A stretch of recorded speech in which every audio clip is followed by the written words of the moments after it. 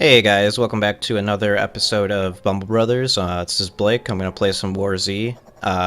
So the last episode I made, not really an episode. It was more like 50 seconds long. I was just kind of trying to test some mic settings out. Didn't even intend to record that or post it, but I don't know. Thought it was pretty funny that I got killed right after logging into a server because I got placed into a high population server, and there tends to be a lot of hackers on those. But I'm going to give Warzy a little bit more of a fair chance here and go through a little playthrough here in this first episode to give you guys an idea of what it's like if you've never played it before.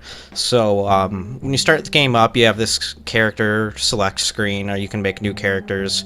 I've got me, my middle name, and then Bear Grylls, of course. So I'm going to go ahead and just create a new character so that we can see things from the very beginning for us here. I'm going to name him Dingus McPringle. I'm gonna put him on normal mode because hardcore is kind of pointless at this point. Hardcore, if your character dies, he dies forever, so don't really want to do that if I intend to use this character for more than one video. Let's make him as bumbly as possible. So first you gotta make him into a girl, and then give him the right Bumble clothes. Boom, there you go. So you create a new character, and in your inventory, this is all my excess stuff. I'm not going to use this because I want to kind of go through like as if I was playing with a new character. You start off with a flashlight, bandage, can of soda, and granola bar. So we're going to go ahead and hit up. Well, there's a marketplace for microtransactions and whatever. Blah, blah, blah, blah. You don't really need any of that. Besides a beret, you definitely need a beret. I'm gonna go ahead and put that on really quick. Yep, on beret. Boop. Back. Now we're looking good. Looking bumbly. So I'm gonna hit play game here and server browser. Now I might have to cut this a bit because as it is now, when you start to look for browsers, it looks for, or when you start to look for servers, it finds all of them that are created, even password protected ones and ones you can't join, so it takes a long time. So we'll see how that lasts. Okay, wow, that actually didn't take that long. The other day when I was playing around getting ready to record, it took forever.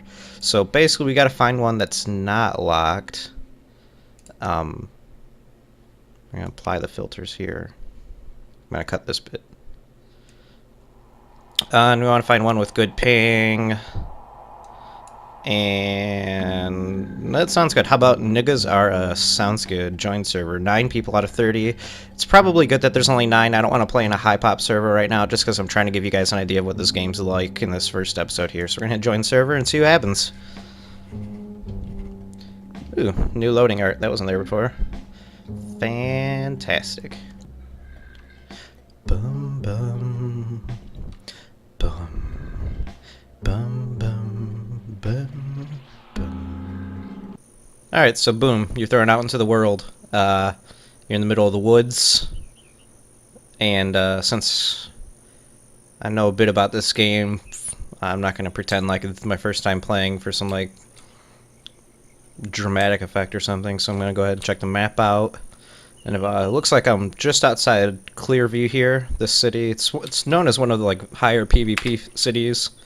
But essentially when you first spawn like this, what you're going to want is a melee weapon. You got your flashlight and you can use that to melee, but it's pretty terrible. So what you're going to want to do is find, you know, a baseball bat, a hatchet, something along those lines. And if you can pick up some more medical supplies and food to prolong your experience while you're doing that, it's a good thing to do.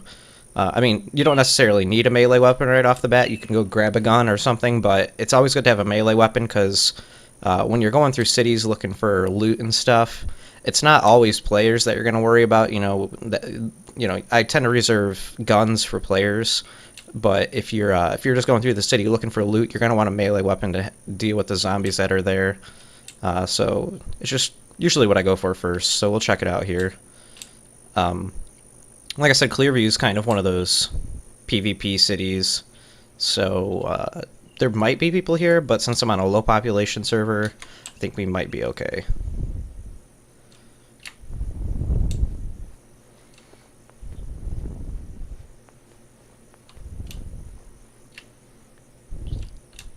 So you see we got some zombies out here on the road. I'm not going to want to screw around with those. There's a couple over there on the ground by those cars. Don't want to screw around with those either, because I don't have any reliable weapons right now. The flashlight's good if I'm facing maybe one zombie, but it takes quite a few direct shots to the head to, completely kill a zombie. So if you get more than one on you, you're kind of screwed. So at this point, basically the name of the game's evasion.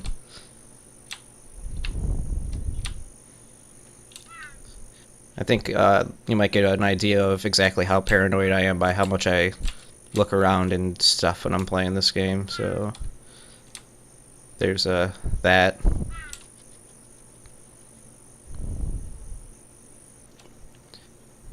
Okay, so we're gonna enter the city through this little gap in the fence here. It's a little gappy gap in the fence here. We're gonna walk on through.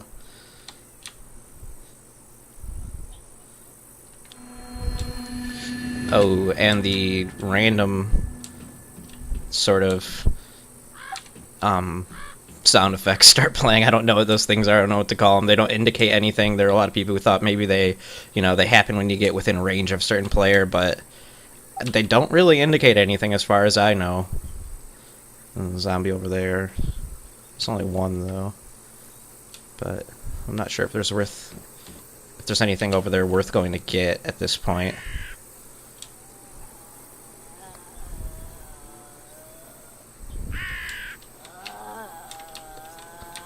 Duh. Alright, I'm just gonna show you exactly how bad this flashlight is so you get an idea of why I'm just choosing to evade.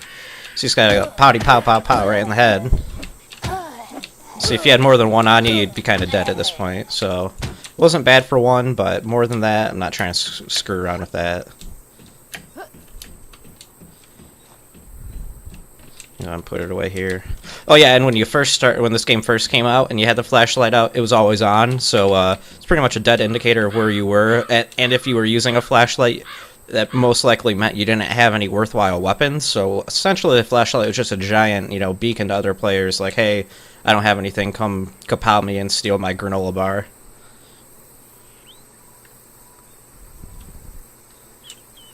So we're going to look through Clearview here. Clearview is essentially, it's all these random houses over here.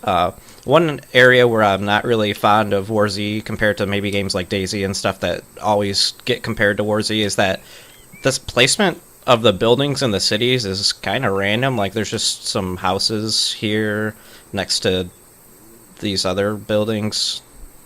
And it's not like, have you ever been in a city where there's just like random houses, like 10 of them, and then like a store? I don't know. It just doesn't really make sense. It's like an old-timey western city.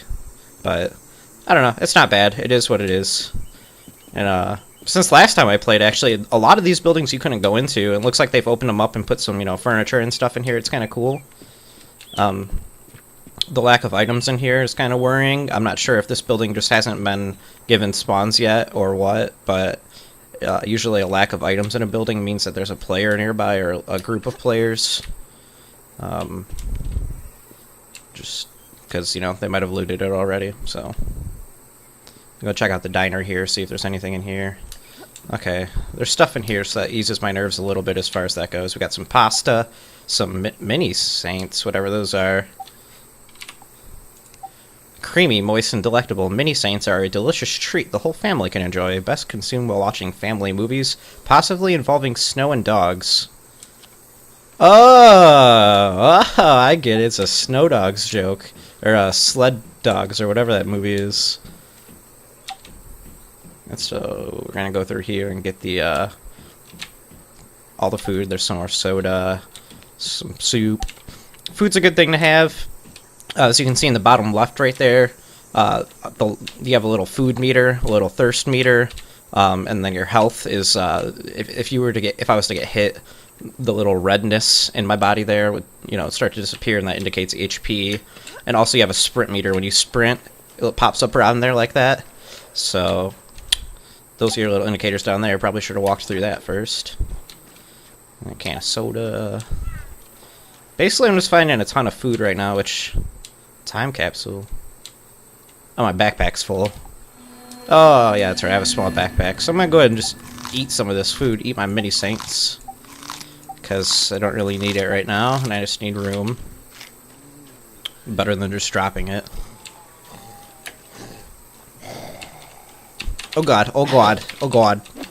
Where'd this guy come from? This fucking Bill Cosby sweater looking guy. You just standing still now. Alright. Alright, so, he did that.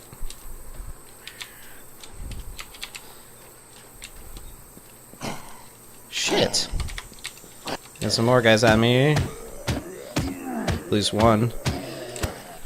So as you can see, melee combat in this game isn't exactly thrilling, but, you know, they're working on it. They're working with the old engine that they have from, I think, War Inc. So the zombies aren't exactly intelligent or all that great to face in combat right now. More boring than anything.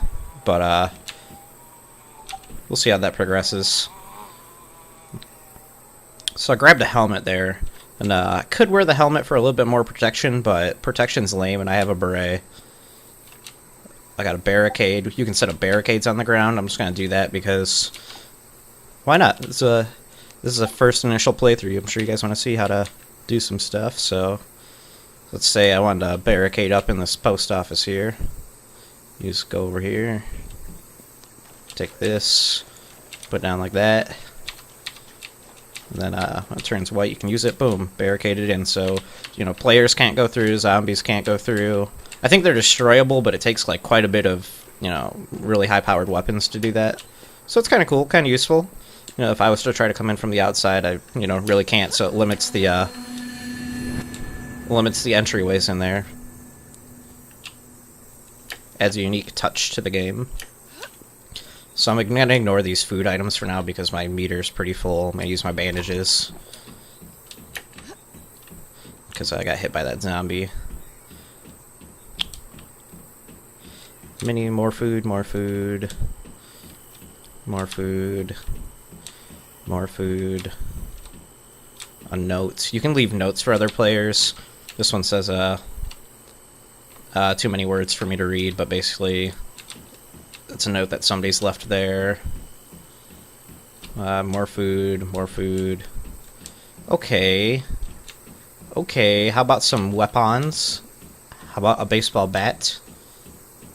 Maybe a handgun? Alright, so we're gonna head over to the next building here.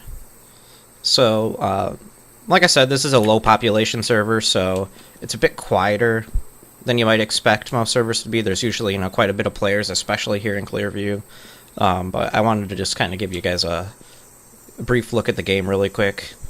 If I get something cool here, maybe I'll keep going and do something a little bit more exciting, but as it is now, I'm probably just going to play this and then hop onto another server where there's a bit more people to give you guys a better look at the PvP aspect of the game. So we're walking along now here to this bigger store. Let's see what we got in here.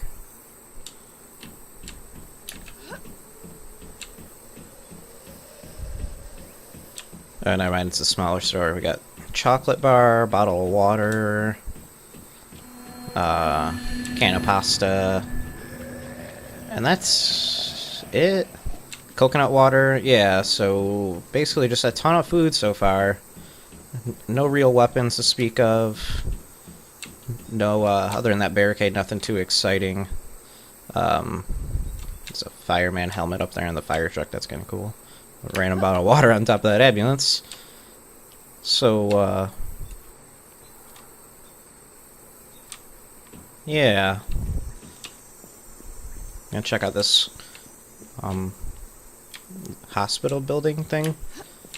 There's usually a lot of bandages and stuff in here, hospital items, so people just have... there's nothing here. So at this point I'm starting to think maybe there's somebody in this town with me that I just haven't run into yet. Because, there are no items in any of the buildings that are worthwhile picking up, which usually indicates that somebody's picked up all the worthwhile items already. Not always, but sometimes. Or maybe I just got, you know, severely unlucky here. So I'm going to be a little bit more on guard now that I think there might be somebody in this town with me. Got some flares in here. Zombie, I'm going to try to stay away from that. So I got a flare. Gonna go ahead and just, you know, do one of these. That's what flares do. Surprise. So now if there is somebody in this town, they know I'm here. And, gonna try to get away from this zombie. Don't really want to fight it while I'm on top of a flare. Just asking for people to come over and kick my butt while I'm busy. Okay, so got rid of that zombie. I'm gonna try to go through some of these houses to see if there's anything exciting here. So, you know, one thing I don't really understand about zombie apocalypse games and just apocalypse games in general is, like, this is 5 years after the zombie apocalypse took place. Like, how does this happen? Like, how does every car in the apocalypse get burnt out and destroyed? You know, like, and then there's the bulldozer, and it's just like, yeah, I'm fine. I don't know. I don't get it. Wait. Player. What? Is that a player? Or is that oh, no, it's zombies. Oh, okay. Scared me for a second. Alright, so now that zombie's mad because I sprinted for a second. So we're going to go ahead and pow, pow, pow.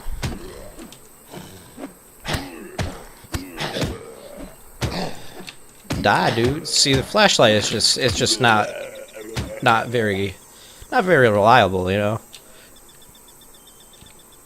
It's a tool meant for seeing, not for kapowing and blamming and other such things. I'm gonna go ahead and put that away really quick. So at this point, I'm fairly certain this town's just completely ransacked of everything useful in terms of weapons and other survival things other than food. So I'm gonna take a look at the last few buildings. There's a police station that might, you know, yield some weapons if there are any. And at this point, with my health bar about halfway down, I should start looking for some medical supplies as well. And then we'll take a look at what we can do after that, if we're lucky enough to find some of those things. Blah. Kapow, kapow, kapow, kapow, kapow, kapow, kapow, kapow, kapow, kapow. Alright, so I got 5 EX. Oh yeah, they also just implemented the skill tree, I think, last night or early yesterday afternoon. Essentially, you can level up certain skills to where you become a little bit better, you know, like health items do a little bit more to restore your health.